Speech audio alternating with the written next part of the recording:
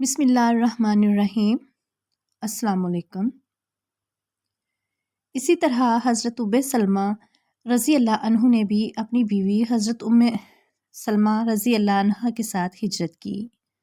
حضرت عامر ابن ابی ربیعہ رضی اللہ عنہ نے بھی اپنی بیوی کے ساتھ ہجرت کی۔ جن صحابہ نے تنہا ہجرت کی ان کے نام یہ ہیں: حضرت عبد الرحمن ابن عوف، حضرت عثمان ابن مظعون، حضرت سہیل ابن بیضہ، حضرت زبیر ابن العوام اور حضرت عبداللہ ابن مسعود رضی اللہ عنہم ہیں۔ کفار کو جب ان کی ہجرت کا پتہ چلا تو وہ تعقب میں دوڑے، لیکن اس وقت تک یہ حضرات بحری جہاز پر سوار ہو چکے تھے۔ وہ جہاز تاجروں کے ساتھ تھے۔ اس طرح یہ حضرات حبشہ پہنچنے میں کامیاب ہو گئے۔ کچھ عرصے بعد ان لوگوں نے ایک غلط خبر سنی، وہ یہ تھی کہ تمام قریش مکہ مسلمان ہو گئے ہیں۔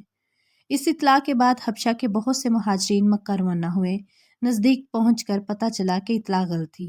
اب انہوں نے حبشہ جانا مناسب نہ سمجھا اور کسی نہ کسی کی پناہ حاصل کر کے مکہ میں داخل ہو گئے۔ پناہ حاصل کرنے والے ان مہاجرین نے جب اپنے مسلمان بھائیوں پر اسی طرح بلکہ پہلے سے بھی زیادہ ظلم و ستم دیکھا تو انہیں ایک وارہ نہ ہوا کہ ہم پناہ کی وجہ سے اس ظلم سے محفوظ رہیں۔ لہٰذا انہوں نے اپنی پناہ لٹا دی اور کہا کہ اپنے بھائیوں کے ساتھ ظلم و ستم کا سامنا کریں گے۔ حضرت عمر رضی اللہ عنہ اس وقت تک اسلام دشمنی پر کمر باندھے ہوئے تھے۔ ایک روز وہ مکہ کی ایک گلی سے گزر رہے تھے کہ ان کی ملاقات ایک قریشی شخص سے ہوئی۔ ان کا نام حضرت نعیم ابن عبداللہ رضی اللہ عنہ تھا۔ یہ اس وقت تک اپنی قوم کے خوف سے اپنے اسلام کو چھپائے ہوئے تھے۔ حضرت عمر رضی اللہ عنہ کے ہاتھ میں تلوار تھی۔ یہ پریشان ہو گئے، ان سے پوچھا کہ کیا ارادے ہیں؟ وہ بولے، محمد کو قتل کرنے جا رہا ہوں۔ یہ سن کر حضرت نعیم رضی اللہ عنہ نے کہا، پہلے اپنے گھر کی خبر لو، تمہاری بہن اور بہنوئی مسلمان ہو چکے ہیں۔ یہ سن کر حضرت عمر رضی اللہ عنہ جلال میں آ گئے۔ بہن کے گھر کا رخ کیا۔ حضرت عمر رضی اللہ عنہ کی بہن کا نام فاطمہ تھا۔ ان کے شوہر حضرت سعید بن زید رضی اللہ عنہ تھے۔ یہ عشرہ مبشرہ میں شامل ہیں۔ حضرت عمر رضی اللہ عنہ کے چچا زاد بھائی بھی تھے۔ ادھر خود حضرت سعید کی بہن حضرت عاتقہ رضی اللہ عنہا حضرت عمر رضی اللہ عنہ کی بیوی تھیں۔ بہن کے دروازے پر پہنچ کر انہوں نے دستک دی۔ اندر سے پوچھا گیا، کون ہے؟ انہوں نے اپنا نام بتایا تو اندر یک لخت خاموشی چھا گئی۔ اندر اس وقت حضرت خباب بن ارد رضی اللہ عنہ انہیں قرآن پڑھا رہے تھے۔ انہوں نے فوراً قرآن کے اوراق چھپا دیے۔ حضرت فاطمہ رضی اللہ عنہا نے اٹھ کر دروازہ کھولا۔ حضرت عمر رضی اللہ عنہ فوراً بولے، اے اپنی جان کی دشمن، میں نے سنا ہے تو بے دین ہو گئی ہے۔ ساتھ ہی انہوں نے انہیں مارا۔ ان کے جسم سے خون بہنے لگا۔ خون کو دیکھ کر بولیں، عمر تم کچھ بھی کر لو، میں مسلمان ہو چکی ہوں۔ اب حضرت عمر رضی اللہ عنہ نے پوچھا، یہ کون سی کتاب تم پڑھ رہے تھے؟ مجھے دکھاؤ۔ حضرت فاطمہ رضی اللہ عنہا بولیں، یہ کتاب تمہارے ہاتھ میں ہرگز نہیں دی جا سکتی، اس لیے کہ تم ناپاک ہو۔ پہلے غسل کر لو، پھر دکھائی جا سکتی ہے۔ آخر انہوں نے غسل کیا، پھر قرآن مجید کے اوراق دیکھے۔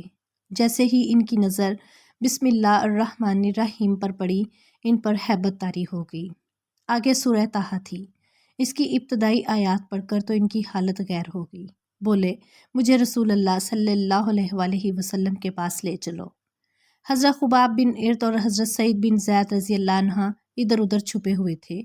ان کے الفاظ سن کر سامنے آ گئے۔ بعض روایات میں یہ آتا ہے کہ حضرت سعید بن زید رضی اللہ عنہ کو بھی حضرت عمر رضی اللہ عنہ نے مارا پیٹا تھا۔ اس کا مطلب ہے صرف حضرت خباب بن ارد رضی اللہ عنہ چھپے ہوئے تھے۔ بہرحال اس موقع پر وہ سامنے آ گئے اور بولے، اے عمر تمہیں بشارت ہو، اللہ کے رسول صلی اللہ علیہ وآلہ وسلم نے دعا مانگی تھی کہ اے اللہ، دو آدمیوں میں سے ایک کے ذریعے اسلام کو عزت عطا فرما، یا تو عمرو بن شام ابو جہل کے ذریعے یا پھر عمر بن خطاب کے ذریعے۔ ایک روایت کے مطابق آپ نے فرمایا تھا، ان دونوں میں سے جو تجھے محبوب ہو اس کے ذریعے اسلام کو عزت عطا فرما۔ آپ صلی اللہ علیہ وآلہ وسلم نے یہ دعا بدھ کے روز مانگی تھی۔ جمعرات کے روز یہ واقعہ پیش آیا۔ حضرت خباب بن ارد اور حضرت سعید بن زید رضی اللہ عنہ انہیں دار ارقم لے گئے۔ دروازے پر دستک دی گئی، اندر سے پوچھا گیا، کون ہے؟ انہوں نے کہا، عمر ابن خطاب۔ یہ بات حضور صلی اللہ علیہ وآلہ وسلم کو بتائی گئی کہ دروازے پر عمر بن خطاب ہے۔ آپ نے ارشاد فرمایا دروازہ کھول دو۔ اگر اللہ تعالیٰ نے اس کے ساتھ خیر کا ارادہ فرمایا ہے تو ہدایت پالے گا۔ دروازہ کھولا گیا۔ حضرت حمزہ رضی اللہ عنہ نے اندر آنے کی اجازت دی۔ پھر وہ صحابہ نے انہیں دائیں بائیں سے پکڑ کر آپ کی خدمت میں پہنچایا۔ آپ نے فرمایا انہیں چھوڑ دو۔ انہوں نے حضرت عمر رضی اللہ عنہ کو چھوڑ دیا۔ وہ نبی اکرم صلی اللہ علیہ وآلہ وسلم کے سامنے بیٹھ گئے۔ آپ صلی اللہ علیہ وآلہ وسلم نے ان کے کرتے کا دامن پکڑ کر انہیں اپنی طرف کھینچا اور فرمایا، اے ابن خطاب، اللہ کے لیے ہدایت کا راستہ اختیار کرو۔ انہوں نے فوراً کہا، میں گواہی دیتا ہوں کہ اللہ تعالیٰ کے سوا کوئی معبود نہیں، اور یہ کہ آپ اللہ کے رسول ہیں۔ ان کے یہ الفاظ سنتے ہی نبی اکرم صلی اللہ علیہ وآلہ وسلم اور مسلمانوں نے خوشی سے بے تاب ہو کر اس قدر زور سے تکبیر کہی، مکہ کے گوشے گوشے تک یہ آواز پہنچ گئی۔ آپ نے 3 بار ان کے سینے پر ہاتھ مار کر فرمایا، اے اللہ، عمر کے دل میں جو میل ہے اس کو نکال دے اور اس کی جگہ ایمان بھر دے۔ اس کے بعد حضرت عمر رضی اللہ عنہ قریش کے پاس پہنچے، انہیں بتایا کہ وہ اسلام لے آئے ہیں۔ قریش ان کے گرد جمع ہو گئے اور کہنے لگے، لو، عمر بھی بے دین ہو گیا ہے۔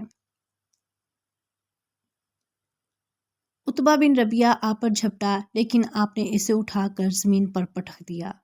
پھر کسی کو ان کی طرف بڑھنے کی جرأت نہ ہوئی۔